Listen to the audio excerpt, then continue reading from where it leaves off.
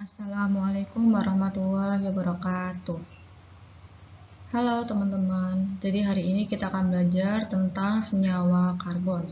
Nah, sebelum kita belajar, marilah kita berdoa terlebih dahulu untuk kelancaran pada belajar hari ini. Berdoa dipersilahkan.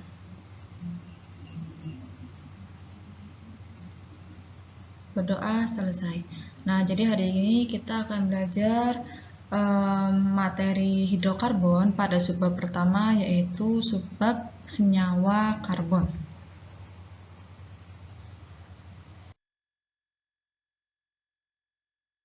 Nah, dalam kehidupan sehari-hari, kita sering menjumpai senyawa karbon.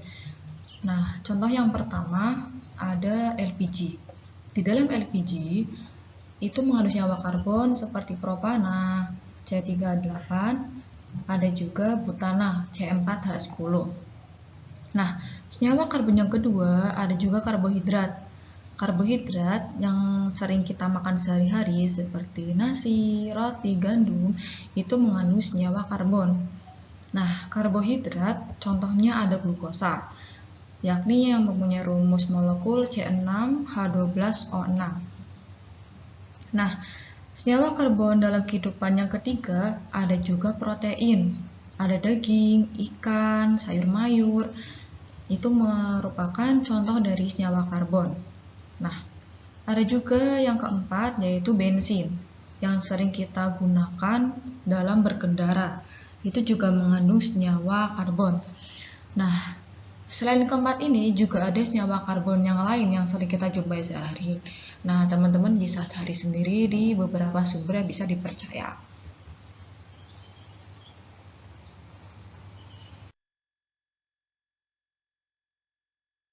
Nah, senyawa karbon itu merupakan senyawa yang memiliki atom karbon C. Nah, senyawa karbon itu bersumber dari minyak bumi, gas alam, dan juga batu bara. Senyawa karbon itu dibagi menjadi dua. Ada senyawa karbon organik, ada juga senyawa karbon anorganik. Nah, yang organik itu sering kita jumpai dalam makhluk hidup. Mempunyai rantai atom C, mudah terurai oleh panas, sukar larut dalam pelarut polar, mudah larut dalam pelarut nonpolar. Nah, pelarut nonpolar ini contohnya ada minyak.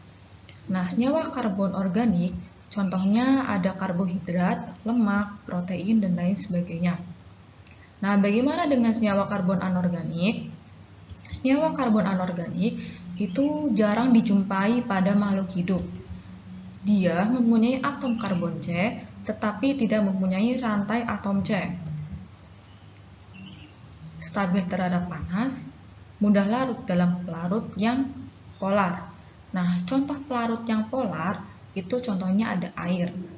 Nah, senyawa karbon anorganik contohnya ada karbon dioksida, ada CaCO3 atau batu kapur, ada NaHCO3 atau soda api, ada asam sianida, ada karbon monoksida, ada CaCe2, karbit, dan lain sebagainya.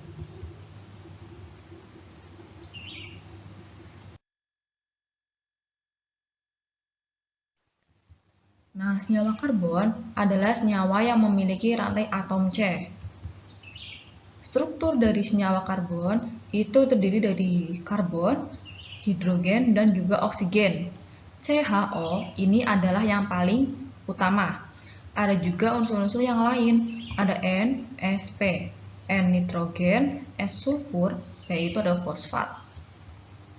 Nah, lalu apa sih fungsinya mengidentifikasi senyawa karbon? Itu fungsinya adalah untuk mengetahui apakah suatu bahan atau sampel itu termasuk senyawa karbon ataukah bukan. Begitu. Nah, adanya atom karbon dan atom hidrogen dalam senyawa karbon dapat dilakukan secara analisa kualitatif. Nah, atom C ketika dianalisa secara kualitatif akan teroksidasi menjadi karbon dioksida. Nah, ada atom hidrogen ketika dia dianalisa secara kualitatif akan teroksidasi menjadi H2O.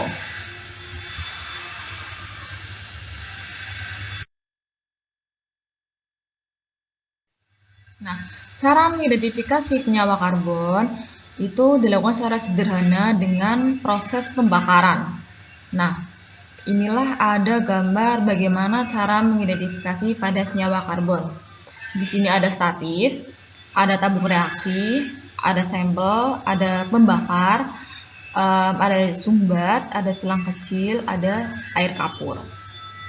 Jadi, ketika sampel dimasukkan ke dalam tabung reaksi, kemudian disumbat. Nah, sampel ini dibakar nih. Dibakar, sampel yang ingin kita ketahui apakah dia mengandung senyawa karbon atau bukan, dibakar dan bereaksi dengan bereaksi dengan oksigen. Oksigen ini maksudnya dari pembakaran ya. Jadi gini. Ada suatu senyawa nih yang mau kita uji apakah mengandung karbon, dia itu akan dibakar.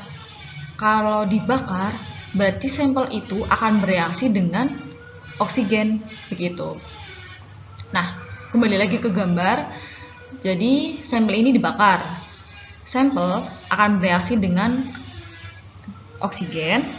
Nah, gas yang dihasilkan itu akan dialirkan ke selang kecil dan kemudian masuk ke dalam air kapur. Nah, gas ini apa? Gas ini adalah karbon dioksida dan juga air. Fasenya gas, fasenya juga gas. Gitu. Nah, inilah alasan kenapa tabung reaksi itu disumbat gitu, agar gasnya itu bisa langsung disalurkan ke dalam air kapur. Reaksi yang terjadi seperti ini. Nah, kemudian setelah dihasilkan gas karbon dioksida, kemudian akan dialirkan dengan air kapur. Nah, ini rumus dari air kapur, CaOH 2 kali. Nah, maka akan menghasilkan CaCO3. Sama saja, sama-sama air kapur, tapi dia ini akan keruh airnya. Gitu. Air kapur yang menjadi keruh membuktikan bahwa ya, dia adalah gas karbon dioksida. Dan betul bahwa sampel yang diuji itu mengandung senyawa karbon. Begitu cara mengidentifikasi senyawa karbon.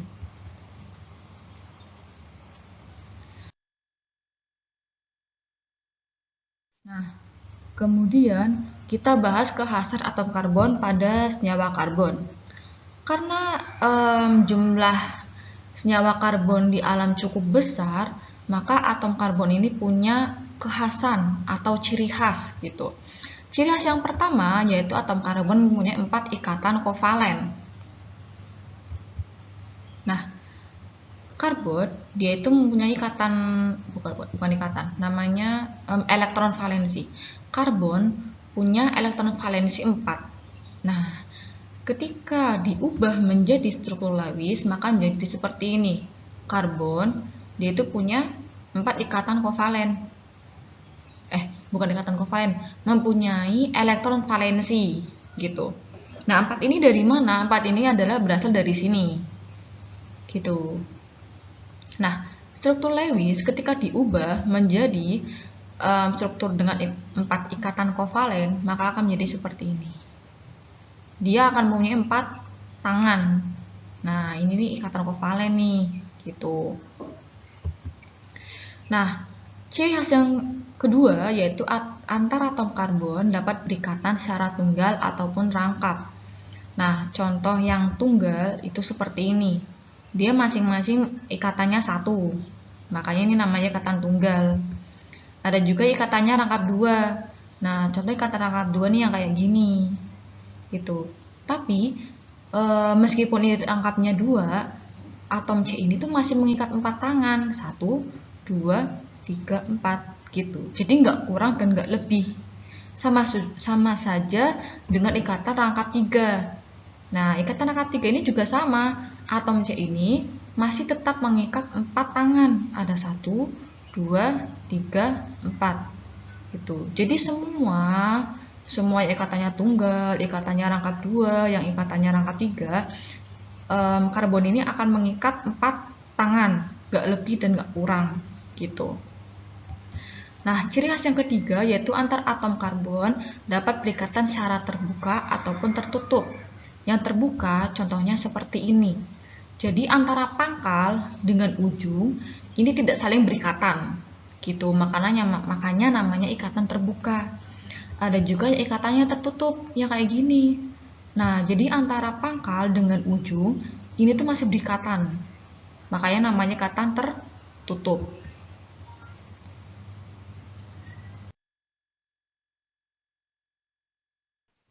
Nah, sekarang kita bahas mengenai posisi atom C pada senyawa karbon. Yang pertama yaitu ada atom C primer. Atom C primer adalah atom C yang mengikat satu atom karbon yang lain. Jadi hanya satu aja atom karbonnya. Nah, contohnya yang ini dan juga ada yang ini. Karbon ini mengikat satu atom karbon yang ini juga sama. Karbon yang ini juga mengikat atom karbon yang ini. Jadi hanya satu. Ini namanya atom karbon primer. Nah, yang kedua ada atom karbon sekunder. Kalau sekunder itu adalah atom karbon yang mengikat dua atom karbon yang lain. Contohnya yang ini.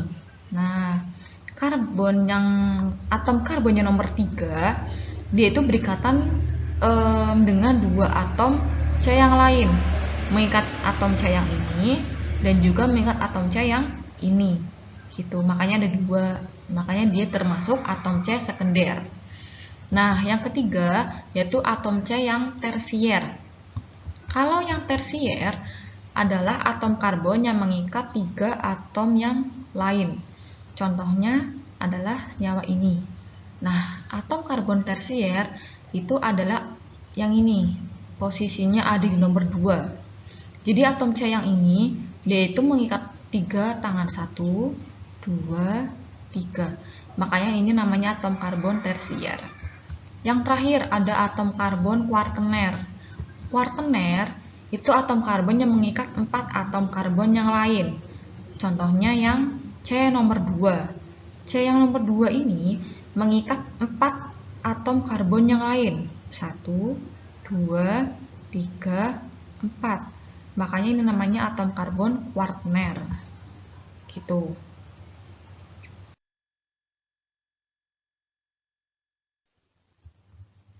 Nah, senyawa karbon yang paling sederhana adalah hidrokarbon yang terdiri dari karbon dan juga hidrogen. Hidrokarbon, rumus molekulnya CXHY, dia itu dibagi menjadi 2. Ada hidrokarbon terbuka atau hidrokarbon alifatik, ada juga hidrokarbon tertutup atau hidrokarbon yang siklik. Hidrokarbon terbuka dibagi menjadi 2. Ada yang hidrokarbon jenuh, yaitu ikatannya tunggal. Ada juga hidrokarbon tak jenuh, yang ikatannya rangkap 2 dan rangkap 3.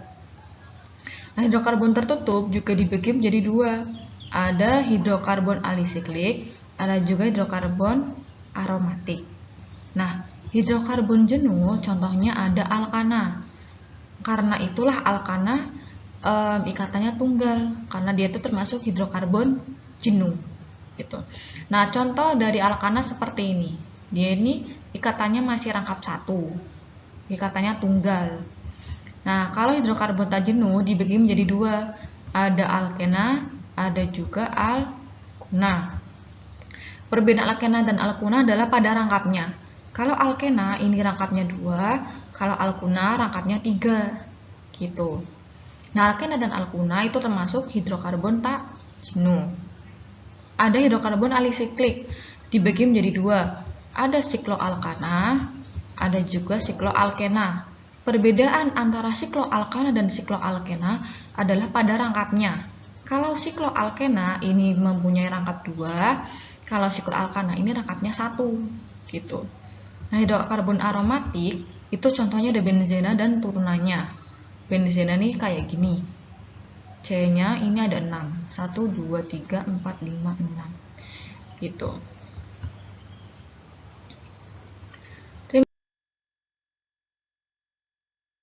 Teman-teman atas partisipasinya. Semoga pembelajaran hari ini bermanfaat. Selamat mengerjakan ulangan harian hari Selasa. Tetap semangat belajar, tetap jaga kesehatan. Semoga nilainya memuaskan. Terima kasih. Wassalamualaikum warahmatullahi wabarakatuh.